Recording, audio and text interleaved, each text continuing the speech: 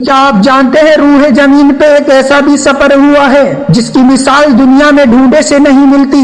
ہم بات کر رہے ہیں ایک ایسے سفر کی جو مدینے کی سرزمین سے شروع ہو کر کربلا کی ریتیلی زمین پہ آ کے ٹھہرا ہے۔ یہ واقعہ امام حسین کا۔ اس کربلا کے واقعے کو جاننے کے لیے پوری مکمل ہماری ویڈیو دیکھیں۔ دنیا میں مسافر تو بہت گزرے ہیں، مگر امام حسین وہ عظیم مسافر ہیں جنہوں نے حق کو بچانے کے لیے اپنی اور اپنے عزیزوں کی جانیں قربان کر کے انسانیت کو ہمیشہ کے لیے زندہ کر دیا۔ جب مدینہ منورہ کی گلیوں میں ایک عجیب سی اداسی چھائی تھی، یزید کی بیعت سے انکار کے بعد فرزند رسول جگر گوشہ امام علی مقام علیہ السلام حضرت امام حسین علیہ السلام کے پاس دو ہی راستے تھے، یا تو ظلم کے آگے سر جھکا دیں یا حق کی خاطر اپنا سب کچھ قربان کر دیں۔ 28 رجب کی وہ درد بھری رات تھی جب امام حسین اپنے نانا اللہ کے رسول صلی اللہ علیہ وسلم کے روضہ مبارک پر رخصت ہونے آئے۔ رات کا سناٹا تھا جب امام حسین اپنے نانا کے روضہ مبارک پر حاضر ہوئے اور جالیوں کو تھام کر عرض کیا، السلام علیکہ یا رسول اللہ۔ نانا جان، میں آپ کا حسین آپ کے پاس آخری بار آیا ہوں،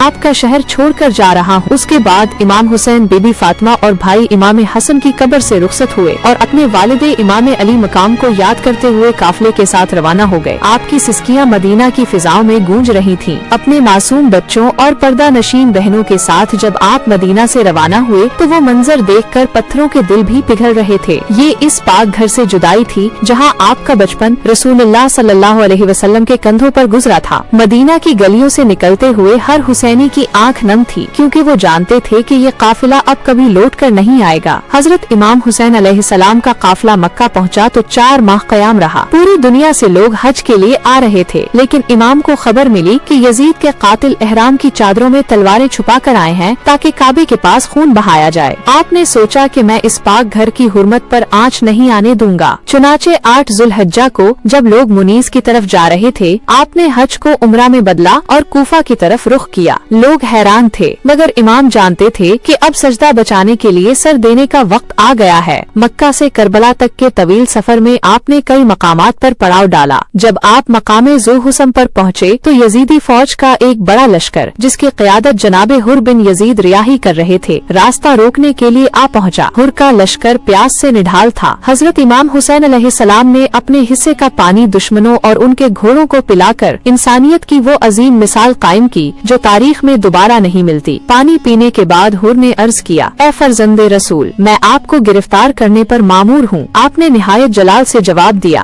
تم ہمیں گرفتار نہیں کر سکتے۔ کیا تم بھول گئے کہ میں کون ہوں؟ ذرا میرے حق کو پہچانو۔ میں اس نبی صلی اللہ علیہ وسلم کا نواسا ہوں جس کا کلمہ تم پڑھتے ہو۔ حر نے سر جھکا کر کہا، میں آپ کی عظمت سے واقف ہوں، مگر میں مجبور کر دیا گیا ہوں۔ اس گفتگو کے دوران امام حسین نے فرمایا، تجھ پر تیری ماں روئے۔ یہ سن کر حر نے نہایت ادب سے عرض کیا، اے ابن رسول، اگر یہ جملہ آپ کے سوا کسی اور نے کہا ہوتا تو میں اسے بتاتا۔ آپ سرکار مدینہ صلی اللہ علیہ وسلم کے نواسے ہیں، میں آپ کی شان میں کوئی گستاخی نہیں کر سکتا۔ مولا، میں آپ کی عظمت سے واقف ہوں، مگر میں مجبور کر دیا گیا ہوں۔ آپ نے فرمایا، کیا تم الگ نماز پڑھو گے یا میرے پیچھے؟ یہ کیسے ممکن ہے کہ آپ موجود ہوں اور میں اپنی جماعت الگ کراؤں؟ میں آپ ہی کی اقتداء میں نماز پڑھوں گا۔ اس نماز نے حر کے دل کی دنیا بدل دی اور وہ حق کی طرف مائل ہونے لگا۔ 2 محرم کو جب قافلہ ایک جگہ پہنچا تو امام حسین کا گھوڑا رک گیا۔ آپ نے لوگوں سے زمین کا نام پوچھا۔ لوگوں نے کہا اسے عقر کہتے ہیں۔ امام حسین نے پوچھا، کیا اس کا کوئی اور نام بھی ہے؟ لوگوں نے کہا اسے نینوا بھی کہتے ہیں۔ امام حسین نے پھر پوچھا، کیا اس کا کوئی اور نام ہے؟ تب ایک بزرگ نے جواب دیا، اس زمین کو کربلا بھی کہتے ہیں۔ یہ سن کر امام حسین نے فرمایا، عباس، یہی خیمے لگا دو، یہ ہماری جانی پہچانی جگہ آ گئی ہے، یہی ہماری منزل ہے اور یہی ہماری قربان گاہ ہے۔ حضرت امام حسین علیہ السلام نے وہاں کی مٹی ہاتھ میں لی، اسے سونگھا اور آنکھوں میں آنسو بھر کر فرمایا، یہی وہ جگہ ہے جہاں ہمارے خیمے جلائے جائیں گے اور یہی ہماری ابدی آرام گاہ بنے گی۔ عباس، یہی خیمے نصب کر دو۔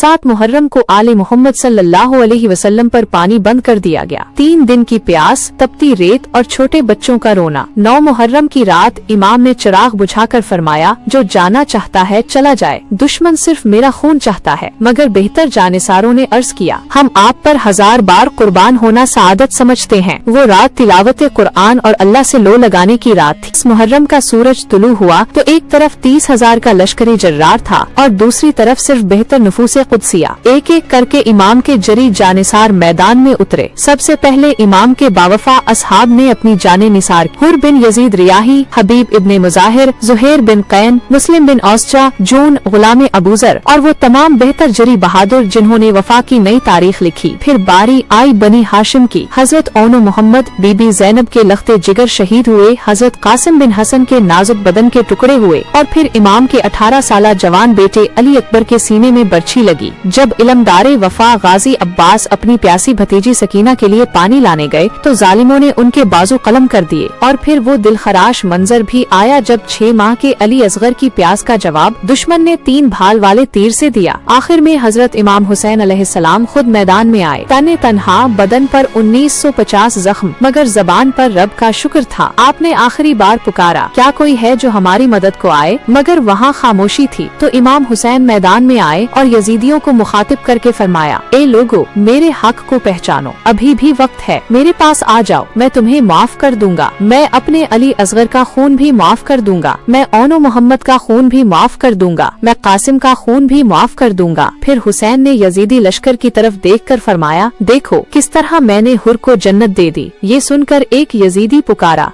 तुम कैसी बातें कर रहे हो? ये हुर तो अभी थोड़ी देर पहले तक हमारे साथ था, तुम उसे जन्नत देने की बात करते हो? इमाम हुसैन ने फिर फरमाया, इन्हें बताओ कि मैंने तुम्हें जन्नत अता की है या नहीं। तब गैब से और हुर के लाशे से आवाज आई, ए बदबख्तो, हुसैन सच्चे हैं, हुसैन के नाना सच्चे हैं, तुम झूठे हो और तुम्हारा यजीद झूठा है। मुझे हुसैन ने वो जन्नत दिखा दी है जिसका वादा अल्लाह ने किया है। असर का वक्त हुआ, इमाम हुसैन सजदे में गए और अर्ज किया, या अल्लाह, क्या तू मुझसे राजी है? मैं तो तेरी रिजा पर राजी हूँ। तब गैब से आवाज आई, ए हुसैन, मैं तुझसे राजी हूँ, तेरे सब्र का जवाब नहीं, तेरे सब्र का कोई सानी नहीं। इमाम ने आखिरी सजदा किया और इसी हालत में शिमरे मलऊन ने आपका सिर्रे मुबारक जुदा कर दिया। करबला की मिट्टी लहू से रंगीन हो गई, खैमे जला दिए गए, अहले बैत की पाक बीबियों को कैदी बनाया गया। इस मार्के में मर्दों में से सिर्फ इमाम ज़ैनुल आबिदीन अलैहिस्सलाम जिंदा बच्चे जो बीमार थे और जिनके जरिए इमाम हुसैन आँख की नस्ल और पैगाम आगे बढ़ा गया। मदीना से शुरू होने वाला ये सफर करबला की खाक पर खत्म तो हुआ, लेकिन यहाँ से एक ऐसी तहरीक का आगाज हुआ जिसने क़यामत तक के लिए मजलूम को सर उठाकर